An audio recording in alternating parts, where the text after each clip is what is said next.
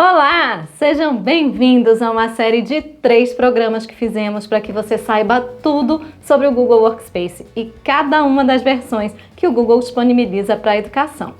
Nós temos muito para contar sobre cada uma das versões, destacando as diferenças, vantagens, limitações, custos e muito mais. Essa série surgiu das dúvidas que recebemos constantemente sobre o tema.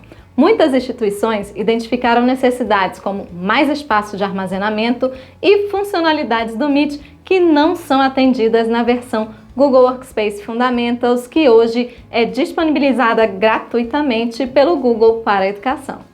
Sente-se confortavelmente e vamos explorar o Workspace. Esse vídeo estará disponível sempre que você precisar tirar alguma dúvida sobre as versões, as funcionalidades do Suite do Google. Nós vamos separar tudo em capítulos para que você possa ir direto para a solução da sua dúvida. Eu sou Marcele Aline e esse é o Wellington Maciel. Nós somos diretores da GetEdu, uma empresa especializada na implantação, suporte e formação de profissionais da educação para uso da plataforma Google Workspace.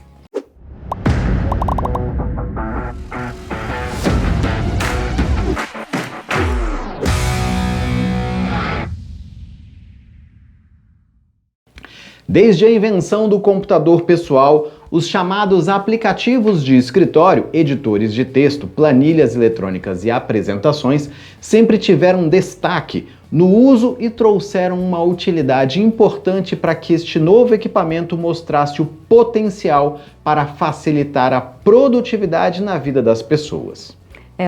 Estávamos falando da década de 80 nos Estados Unidos e década de 90 no Brasil, quando passamos a ter a presença dos computadores bem forte em alguns setores da economia. E pouco a pouco foi chegando em nossas vidas pessoais e na realidade das escolas. Sim, Celi. Até 95 a adoção de uso dos computadores pessoais ainda era bastante tímida.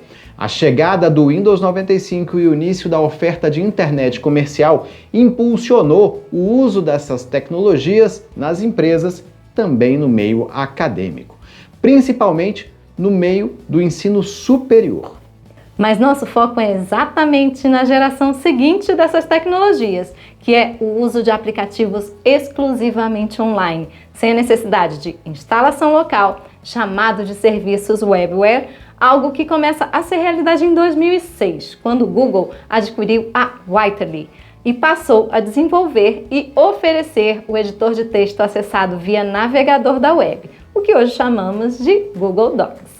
Eu me recordo muito dessa época e de todos os céticos que diziam que seria impossível ter a disponibilidade e velocidade para acessar um editor na nuvem com o mesmo desempenho dos softwares locais. Hoje, eu vejo tantas vantagens no uso de editores e serviços online que somente a falta de conectividade em determinadas situações justifica que isso não seja o padrão de produção, comunicação e armazenamento de alguém. Baixo custo de aquisição e manutenção, segurança, mudança na lógica do trabalho individual para o trabalho colaborativo, disponibilidade, atualizações e muitas outras características interessantes que colocam o serviço em nuvem como a forma mais inteligente de trabalho atualmente. Celi, mas do editor de texto, o Google continuou apostando nos editores em nuvem e hoje temos vários. Quais são eles?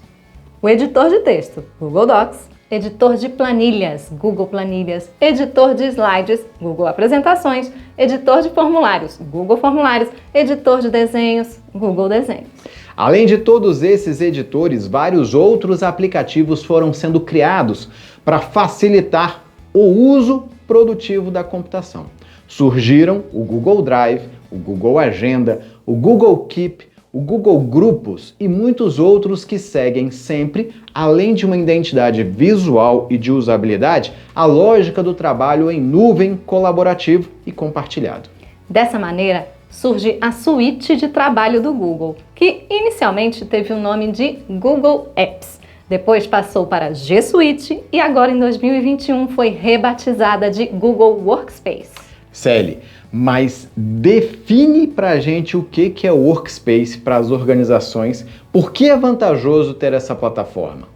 Bom, na frase já está parte da resposta. É uma plataforma, ou seja, um conjunto de aplicativos de produtividade, além de toda uma estrutura de comunicação institucional, como e-mail para todos os participantes e aplicativos de comunicação instantânea e videoconferência. Tudo isso atrelado a um sistema de administração simples que permite a aplicação de mais de 500 políticas de administração no ambiente. Bom, você se referiu ao Workspace como suíte, plataforma, ambiente, mas eu já ouvi também domínio. É a mesma coisa? Todas as denominações estão acertadas e são usadas em algum momento, destacando uma das facilidades que esse conjunto de aplicativos traz. Mas dessas nomenclaturas, a que eu mais gosto é a de domínio, pois traz um conceito de estar junto sobre uma mesma política, que para a educação eu acho fantástico. Para explicar esse conceito aqui na GetEdu, nós comparamos um domínio a um condomínio. As casas que estão dentro deste condomínio seguem regras estabelecidas pelo síndico e para o bom convívio dentro deste condomínio. Diferentemente de uma casa que está em uma rua comum, fora de um condomínio, que segue até uma lei geral estabelecida pelo município, mas que não precisa, por exemplo, deixar de usar o parquinho às 22 horas porque ele está fechado, ou pagar uma taxa de limpeza para usar um salão de festas. Percebem que neste exemplo, na comparação que a Marcele está fazendo, o exemplo da Celi é o Gmail e o condomínio é o Google Workspace for Education. No domínio educacional, políticas de segurança são personalizadas de acordo com a instituição para atender às particularidades de alunos e educadores. Locais como, por exemplo, permitir ou não que alunos criem uma sala no Google Meeting, permitir que o professor crie ou não a sua própria turma e assim por diante. Mas em 2021, além do nome, houveram outras mudanças que o Google implementou, principalmente após um ano de pandemia de Covid-19, que fez com que o uso em todo o mundo atingisse mais de 150 milhões de usuários em todo o mundo. Exatamente. A partir desse crescimento gigantesco no uso e de muitas evoluções que foram implementadas durante todo o ano de 2020, o Google resolveu especializar uma série de aplicativos para controles administrativos e para possibilidades pedagógicas e criou as versões pagas, ofertando esses controles personalizados. Bom, então, além da versão gratuita, que passou a ser chamada de Google Workspace for Education Fundamentals, agora temos Google Workspace for Education Standard, a Teaching and Learning Upgrade e Google Workspace for Education Plus. Cada uma delas tem uma especificidade para o público específico ou para uma possibilidade de administração.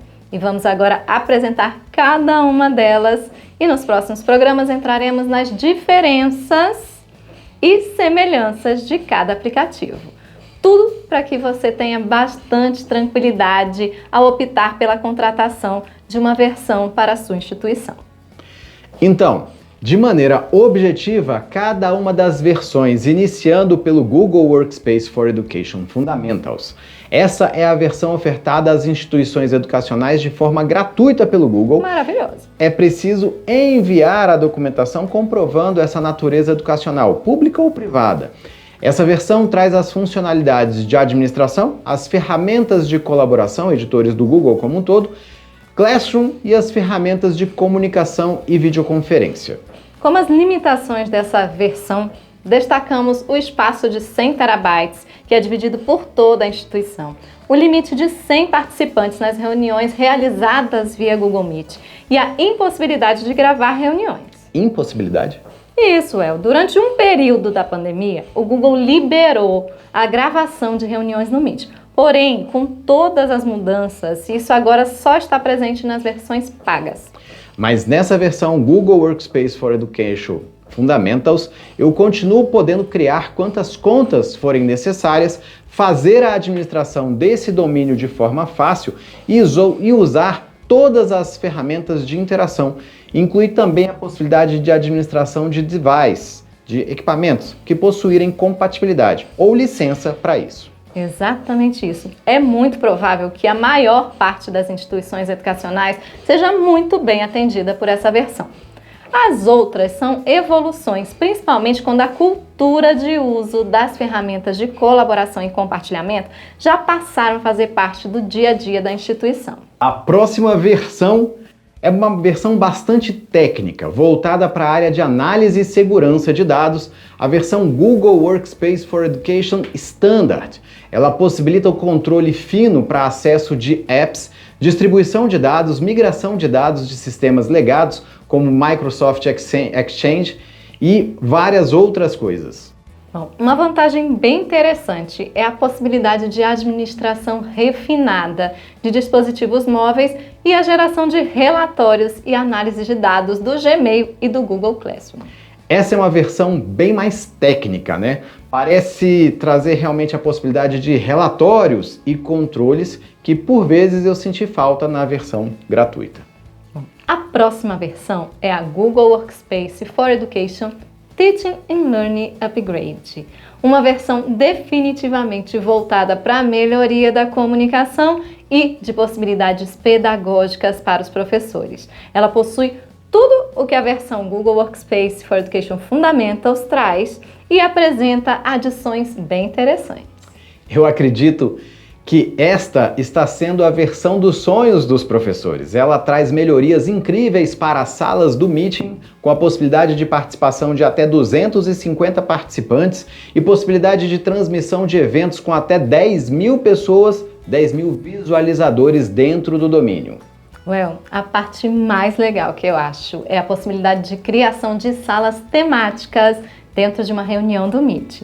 Dessa forma, você consegue dividir os participantes em pequenos grupos, participar ativamente em cada um dos grupos e retornar os participantes para um grande grupo posteriormente. Além disso, nessa versão, você passa a ter controles de enquetes, perguntas e respostas interativas e muito mais. Ainda existe a possibilidade de relatórios para o monitoramento e de gravação dos eventos e a possibilidade de usar esses relatórios, usar os relatórios de originalidade para a detecção de possíveis plágios nos trabalhos entregues pelos alunos no Google Classroom.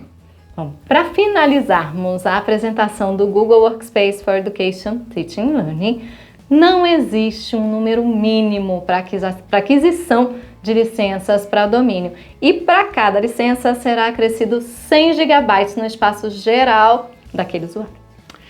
A última versão para analisarmos aqui no programa é a Google Workspace for Education Plus, que antes da alteração de nome era a versão Enterprise da suíte. Ela reúne todas as funcionalidades da Fundamentals gratuita e da Teaching Learning e agrega funcionalidades no Classroom com a integração direta de aplicativos de terceiros e também traz sistema de busca ainda mais potente com Cloud Search. Essa é a aposta do Google para aquelas instituições que já fizeram a transição cultural e que têm na nuvem o foco de produtividade. Outros serviços que o Google destaca para essa versão é um incremento na rapidez de chamados de suporte técnico. Ufa, é muita informação, mas agora que já definimos o que é Google Workspace for Education e apresentamos cada uma das suas versões, nos próximos episódios vamos fazer uma análise detalhada das funcionalidades que citamos e de outras diferenças que encontramos em cada uma das versões. Um abraço e nós nos encontramos no próximo episódio. Tchau, tchau!